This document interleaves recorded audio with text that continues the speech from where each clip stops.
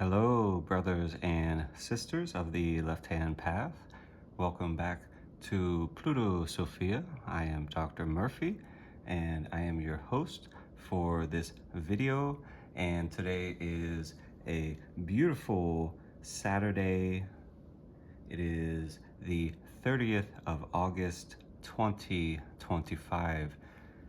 And this video is quite special because it is the first tarot analysis that I am going to be doing live for the channel. And I debated quite a bit about what kind of tarot analysis to do for this video. But what I ultimately decided upon was to go with a 3-card analysis, and I am naming this the Mirror of the Magus. And well, without further ado, let us just get into it.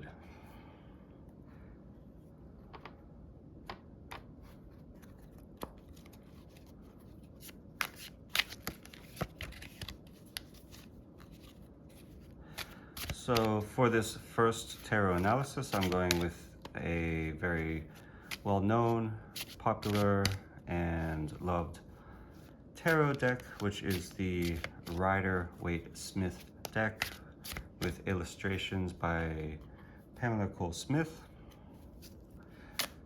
This is kind of the standard go-to deck. It is based quite heavily upon Arthur Edward Waite's interpretation of the tarot, so it has a lot of symbolism and a lot of ties to the foundational symbolism of the Order of the Golden Dawn. Beautiful cards, beautiful color, beautiful artwork by Pamela Smith. Okay, and I mentioned this is a live analysis, although not live in the purest sense, because I am recording this and will be uploading it later. However, live in the sense that I am going to be pulling these cards in the moment that I'm filming this. So I'm just trying to ensure that they are well shuffled and mixed. Okay.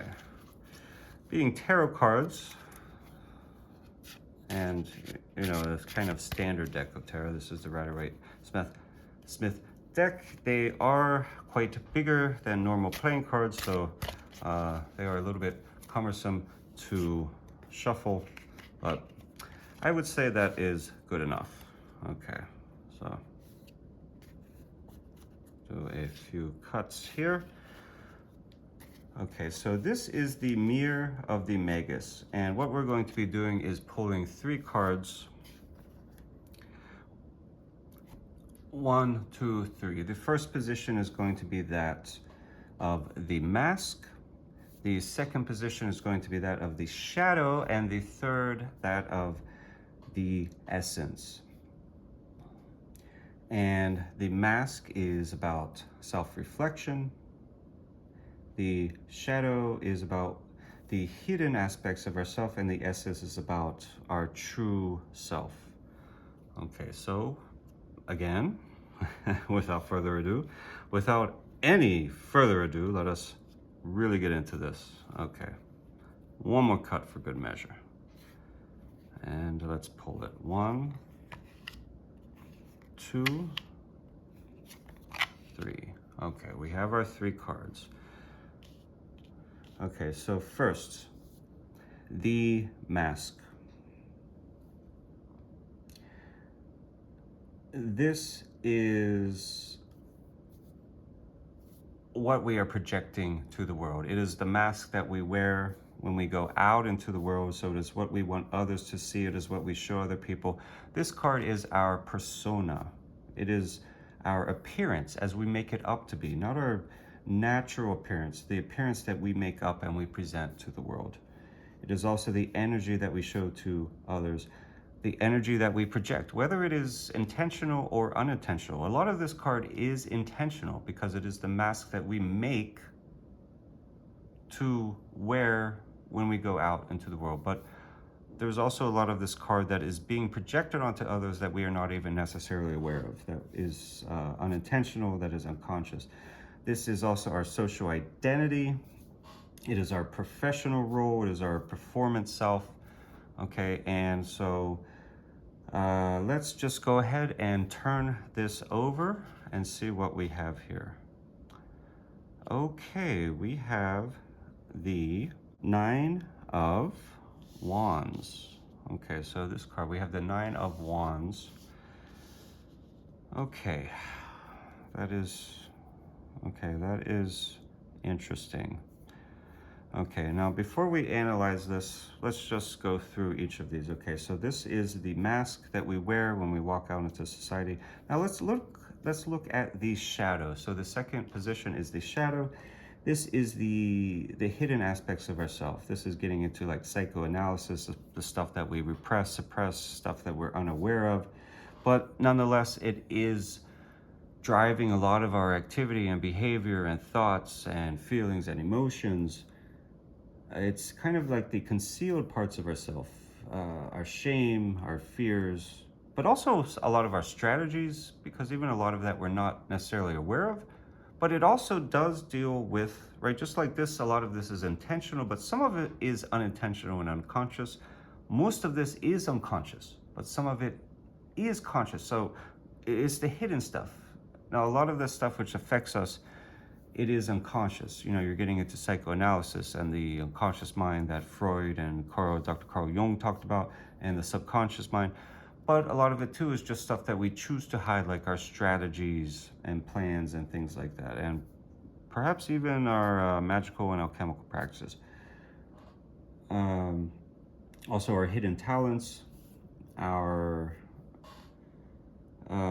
certain truths about ourselves that we are yet to embrace or yet to learn about. But all right, let us just turn this one over. Okay, the 8 of Swords. Okay, very, very interesting. Okay, now I didn't necessarily address whether I'm going to be doing reversed cards or not. And to be honest, I didn't really decide at the time I started this. Now, if we do decide to go with reverse cards, we're going to be reading them upright as they are placed to me. So this way, so this would be upright.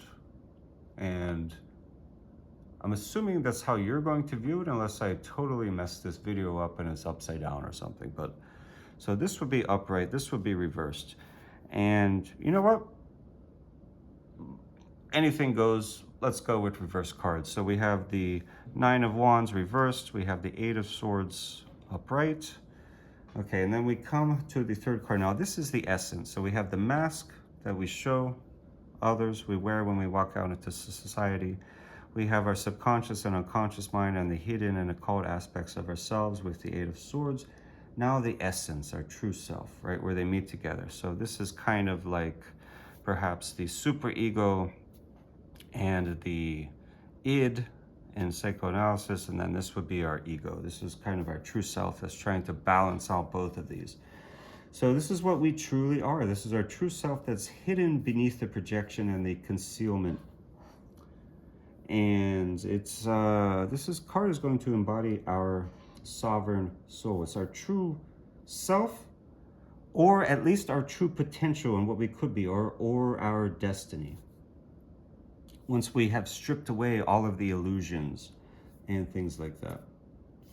Okay, so Magus's mirror, reveal the self as it stands before shadow and light. Now let us turn over this card. And it is another reversed card, and it is the Magician, but it is reversed. Okay, here we go. Now we have a spread. Now we have begun our first tarot analysis for the Infernal Order of Pluto Sophia. All right, here we go. All right. Now let us analyze this. Again, the mask, the shadow, the essence. Okay, so I guess going along with the order in which we turn this will be the order in which we shall analyze these. Okay, so we have the 9, and just for a moment to help me better review the card, I'm going to turn it over, but it is reversed. Okay, so we have the 9 of Wands. So Wands, this is the element of fire, and we're getting towards the end of the progression of the numerology here, but not to 10 where things are completed. They're almost completed. So here we see him after he's got the bandage on. He looks a little bit beat up. He looks a little bit worn down, but he looks like he's still ready to continue. Like he just completed something and he's ready to go on and have the completion and get to the 10 of Wands. Fire. So we're dealing with the element of fire here. So we're talking about passion, motivation, desire, creativity, willpower. That's really the main thing with the Wands, willpower. But it is reversed.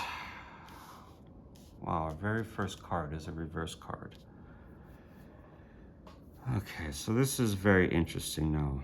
Okay, so upright, I would say it looks bad, but he's finished the fight. So this is the good position to be in. Although you see him, he looks beat up and things and whatever. But no, the next card coming, things get better after this. But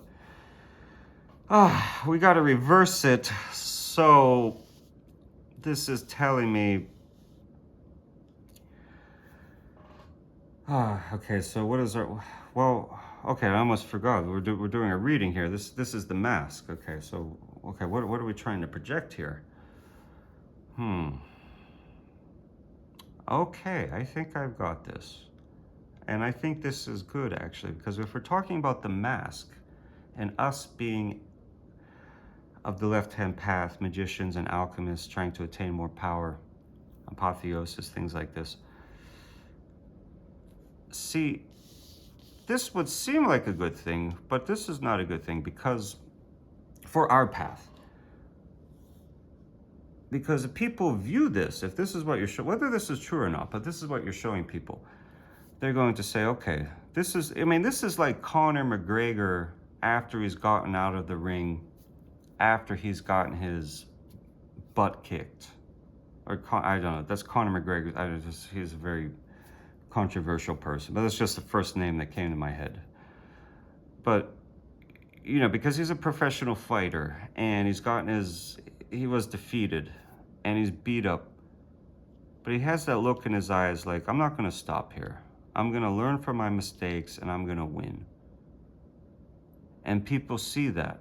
And so his next opponent sees that. And so he's going to be even more prepared because okay, this guy lost. So you would think, okay, you'd have more confidence fighting. Well, not necessarily, because now you have humiliation. And there's nothing more dangerous than a man, like a real man, who has been humiliated. And so for you, as the magician, that can be a powerful thing. But do you want that as your mask, right? You don't want to show your hand necessarily. So if we reverse this, then it's showing that you have been through the fight, you have been defeated, and you're not going to come back. Like you have been defeated not just in the battle, but in the war. You've been crushed. You're done. Your manhood has been crushed. Your soul has been crushed. And you are a little man. I'm using a lot of men words here, but I mean, this could also be applied to a female, of course. But you know what I'm saying. This is showing that you have been defeated and that you're not like pissed off and angry about it and you want revenge. You've been defeated and you're like, I give up. And what the hell is that? Nobody wants that. But remember, this is the mask. This is what you're showing people. Always let them underestimate you. Okay, it's drawing wisdom from these cards. That makes sense. That is powerful. Always let them underestimate you. This makes me think of the movie The Devil's Advocate. And if you've seen this, you know what I'm talking about. with Al Pacino, of course, playing the devil. And I think he said something along these lines. I can't remember the exact quote, but he said something along the lines of, they never see me coming. I've been underestimated from day one. Something very close to this. And I remember hearing that line, and it really stuck with me, because everybody's thinking, we got to show off. We have to appear wealthier than we are. We have to appear stronger than we are. We have to appear to get to have more friends than we do, or higher social status, or make more money. But he was the first time saying the opposite. And this character is supposed to be playing the devil, a very highly intelligent, very old and wise character. And he's saying, I've always been underestimated, and implying that, that's why he wins. Okay, so that is our mask. All right. You understand what I'm saying? All right. Okay, we have our mask. Okay. Now let us move to, this one is upright. This is the Eight of Swords. This is a very interesting card from a psychological perspective. Okay, now this is the shadow. This is what we are trying to hide, whether from others or even, especially from ourselves. It's the concealed parts of ourselves. This is what, Dr. Carl Jung and Sigmund Freud were interested in, and psychoanalysts are interested in. The parts of like the subconscious mind, early childhood traumas and fears and memories and bad memories and all this stuff. We kind of suppress it and repress it, and we don't want to deal with it, and we push it down. Anything that's kind of cringe, and we push it down. All of that stuff is all the negative stuff we don't want to deal with. And instead of dealing with it, we just keep pushing it down. But yeah, this is the shadow. This is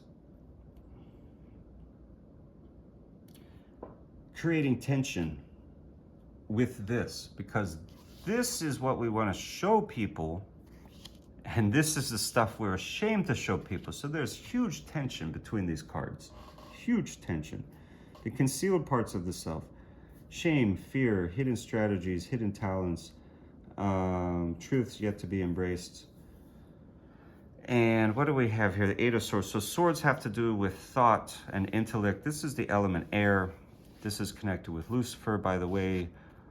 Wands and fire, this is connected with, if we're dealing with the four infernal emperors. The four infernal emperors, this is Lord Emperor Satan. This is Lord Emperor Lucifer. Swords are thought, justice, judgment, vengeance as well, connected with justice. Thought. Okay, this is our shadow. Now, okay, let's analyze this card very quick. 8 is a number of potential, unlimited potential, and infinity. This is the numerology of it. Swords, this has to do with the mind and thought and things. Now look at her, she's all tied up and she's blindfolded. She can't see, she can't move. But the thing is here, she doesn't look very much bound, does she? There's an appearance of being bound up, but it looks like she could so easily slip out of these things. If all she would have to do is wiggle her hips and her arms, and these would drop away, and then she could remove the blindfold. Or even without doing that, if she just shook her head a little bit, like, she's not very much bound up. There was an attempt to make an appearance of being bound. So this is in kind of imprisonment, but it is self-imposed. It is self-imposed, and it is upright. So, okay, we got to take this card face on, and it's dealing with the shadow. So, and thought and intellect with the swords. Okay, so what is this card telling us here? These things that we fear, that we're ashamed of, that we fear, again, as I said, because that's a big word, that we fear. Fear is everything, really. The main thing that holds us back. Those fears, those worries, those anxieties, all of that bullshit is just that, bullshit. It need not hold us back. The only reason those things we are ashamed of and feeling guilty of and fearful of and anxious of and depressed over, the only reason they have any effect over us, the only reason they are holding us back is because we let them. At any time we can choose to say, hey, these are just thoughts. Okay, If a tiger is physically attacking you and ripping you limb from limb right now in the moment, okay, let's talk about it. You have a legitimate concern. But if the only thing is that you worry day to day for years upon years that a tiger is going to attack you, nothing has happened. Yet you don't leave your house. Your heart's beating all the time. You're sweating all the time. You're having nightmares. There's nothing there. There's nothing. You are causing it. Okay, so that's the lesson with this, what we're hiding.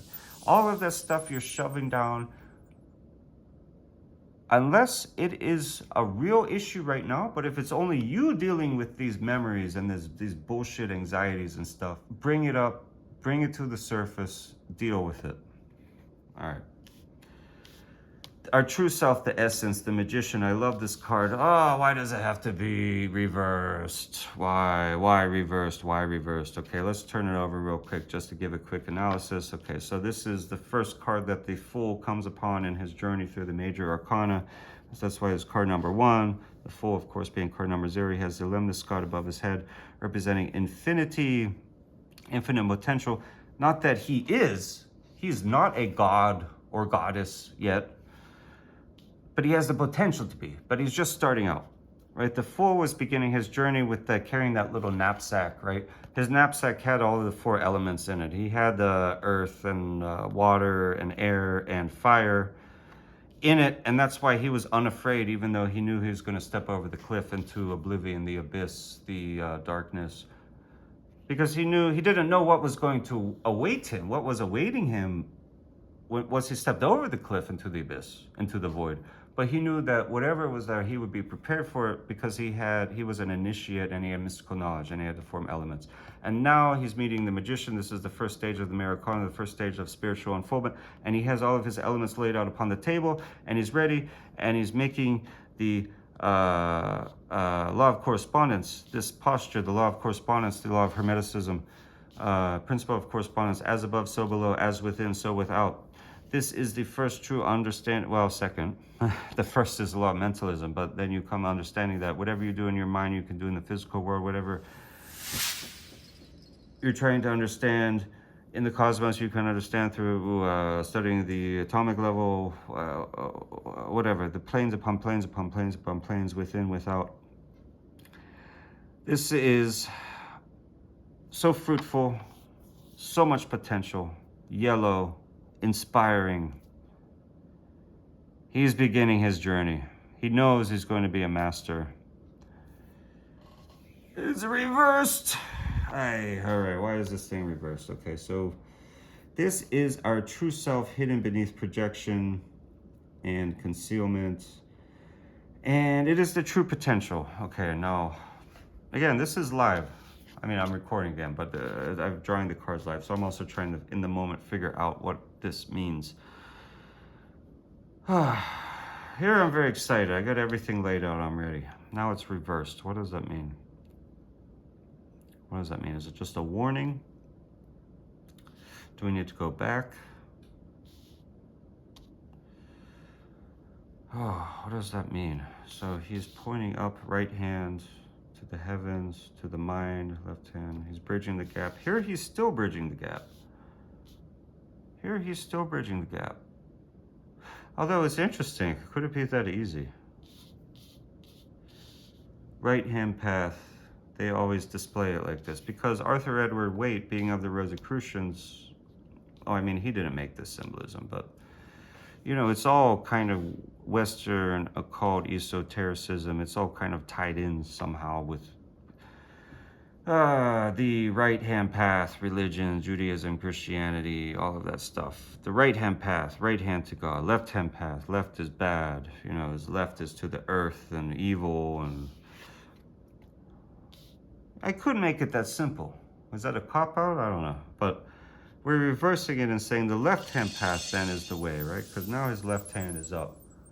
Right hand. The left-hand path is the way to apotheosis. Why not? Why not?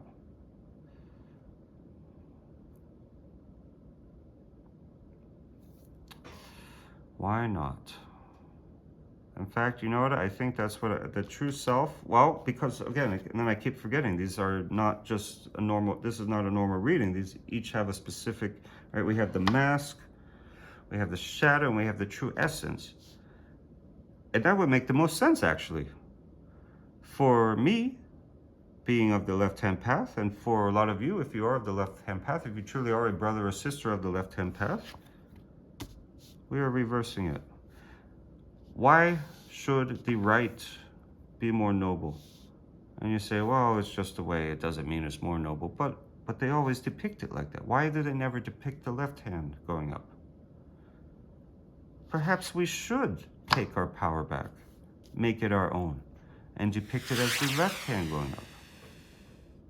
Ascension to apotheosis through the left-hand path. And you know what? To stop this video from being too long, I think that makes the most sense to me. And that's what I'm going to go with. So, and that is the third card, the true essence, is about taking the left-hand path. And nothing changes. You still have your 4 elements. You're still the fool upon the journey. Just beginning the major arcana, you have everything. You still have infinite potential. All right, there you go. I am Dr. Murphy, the founder and infernal hierophant of Pluto Sophia. I hope you enjoyed this video. It is quite a special one because this is the very first tarot analysis that we have done for our YouTube channel. If you like what we do, please like this video, subscribe. That really does help us out a lot. This was the mirror of the Magus tarot analysis. Comment, let us know what you think of this. How about if you have any of your own perspectives or analyses that you would like to share on the cards that were flipped over here, please share them. I would love to see a fruitful discussion in the comments. As always, I just ask that you are, you bring your good manners, you're respectful and considerate. And so that is that for this video. Have an infernally blessed day.